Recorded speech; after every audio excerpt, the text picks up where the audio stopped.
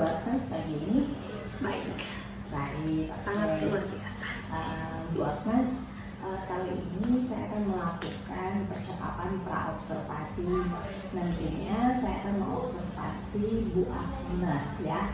Tapi sebelumnya saya akan melakukan percakapan praobservasi sebelum kita observasi. Nah, Bu Agnes, pasti tujuan saya melakukan observasi dan percakapan observasi ini. Perlu diketahui oleh Bu Agnes bahwa observasi itu merupakan evaluasi bagi kita sebagai tenaga pendidik ya Bu Agnes. Itu evaluasi nantinya agar pembelajaran kita lebih baik lagi nantinya. Itu bukan sebuah ketakutan untuk kita sebagai tenaga pendidik, namun itu adalah sebuah evaluasi nantinya untuk pengembangan pembelajaran kita di dalam kelas. Nah, tujuan saya untuk melakukan praobservasi ini, percakapan praobservasi ini adalah untuk Ibu Agnes nantinya mengetahui dan boleh mempersiapkan rencana pembelajaran nantinya pada saat diobservasi.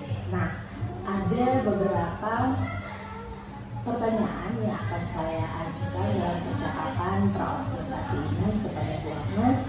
Yang pertama, apa sih tujuan pembelajaran Bu Agnes? Ya, tujuan pembelajaran saya ini peserta didik nantinya diharapkan mampu membandingkan cara pandang para pendiri bangsa. Kebetulan materi saya nantinya pokok-pokok pemikiran pendiri bangsa. Jadi nantinya saya mengharapkan mereka mampu membandingkan cara pandang pendiri bangsa tentang rumusan dan isi Pancasila. Nah, termasuk di dalamnya juga ada pandangan para pendiri bangsa tentang hubungan agama, kemudian tentunya keterkaitannya dengan negara, frasa ketuhanan, dan kewajiban menjalankan syariat Islam tentunya bagi pemeluk-pemeluk ini menurut PIADM Jakarta. Itu tujuan pembelajaran. Oke, baiklah, sangat bagus sekali ya tujuan pembelajarannya Bu Agnes untuk agar supaya peserta didik mampu membandingkan cara pandang Pancasila itu seperti apa. Oke, baiklah, kita lanjutkan ke pertanyaan yang kedua. Bagaimana sih sasaran dari Bu Agnes untuk area pengembangannya, apa yang Ibu Agnes ingin kembangkan? Untuk area pengembangannya nantinya di sini kan peserta didik itu mampu dalam aspek kognitif dan aspek keterampilan. Kalau dalam aspek kognitifnya itu saya lihat bagian bagaimana dalam partisipasi diskusi peserta didik ini. Kan nanti dalam diskusi itu ada pemahaman materi, toh mereka paham dulu materi yang nantinya akan saya berikan. Kemudian dalam aspek keterampilan, efektivitasnya mereka itu dalam pengajian hasil dari hasil diskusi yang nantinya akan dituangkan dalam presentasi. Ya, seperti itu. Oke, jadi yang bisa saya tarik itu dalam Ibu Agnes ingin mengembangkan peserta didik dalam area pengetahuan dan keterampilan. Oke, jadi dari tujuan pembelajaran hingga apa yang akan aspek apa yang akan dikembangkan oleh Bu Agnes. Nah, saya ingin bertanya nih, rencana pembelajarannya seperti apa? Strategi pembelajarannya seperti apa? Ya, kebetulan ini strategi pembelajarannya nanti pembelajaran yang berbasis diferensiasi kan. Nantinya juga saya menggunakan model jigsaw. Nah, dalam pembelajaran model jigsaw ini itu nanti peserta didik dikelompokkan dulu dari kelompok. Itu ada 2 kelompok, tapi yang pertama disebut kelompok asal. Nah, kelompok asal ini mereka berdiskusi dulu tentang materi yang nanti saya tentukan. Nah, dan mereka berdiskusi dulu, kemudian dibagi lagi jadi kelompok ahli.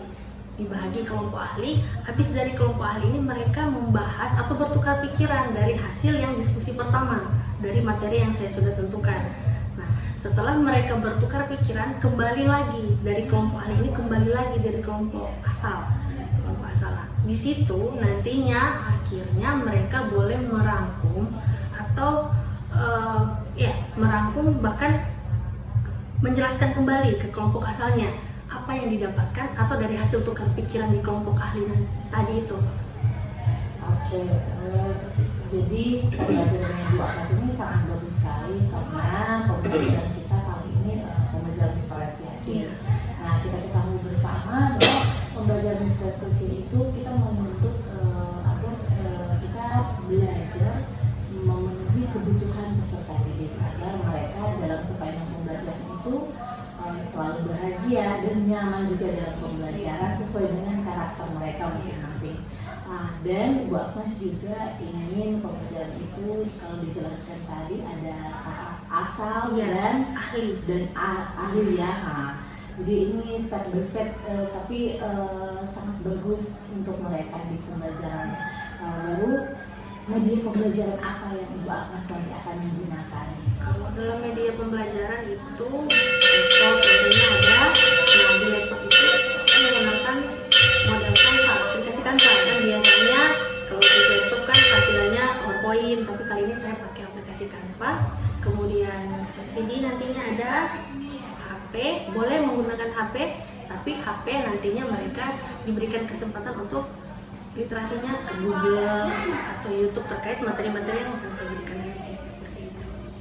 Nah, sepertinya sangat bagus sekali ya, sangat menarik pembelajaran Ibu Agnes tentang Pancasila, apalagi Pancasila ya dan Samudera. Ya, terus media pembelajarannya juga sangat bervariatif dari Ibu Agnes. Nah, kapan nih saya bisa observasi di kelasnya Bu Agnes? Ya, kalau masalah waktu, kebetulan kan hari Rabu itu jadwal saya di kelas 10. Nah, hari Rabu kelas 10 perdana juga, pertemuan perdana karena mereka kan kemarin baru habis materi MPLS, ini baru pertama dalam pelajaran pendidikan Pancasila. Oke, baiklah. Jadi saya akan menunggu 1 minggu lagi untuk berjumpa dengan Ibu Agnes, tetapi di kelas nanti saya akan mengobservasi Ibu Agnes. Saya akan mengamati pembelajarannya dari pertama hingga selesai pembelajaran. Dari yang sudah disampaikan oleh Ibu Agnes, saya rasa pembelajaran sangat menarik. Jadi nanti saya akan tunggu pembelajarannya minggu depan ya, Mbak Agnes. Pertanyaan terakhir nih, Mbak Agnes. Dari sepanjang percakapan kita dari awal tadi hingga sekarang, apa yang Ibu Agnes bisa dapatkan dari percakapan kita kali ini?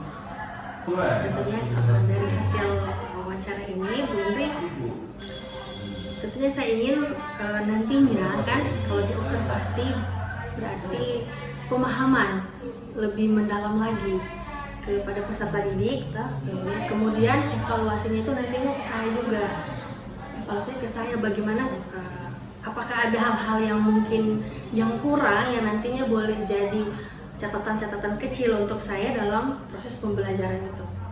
Dan dari hasil ini sehingga saya boleh tuangkan lagi ke peserta didik atau di kelas-kelas lainnya nantinya untuk lebih baik dari sebelumnya. Oke, terima kasih banyak Ibu Agnes, sangat bagus sekali.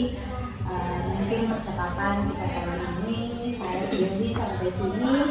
Sampai jumpa minggu depan. Terima kasih atas waktunya Bu Agnes. Sama-sama Ibu Indri.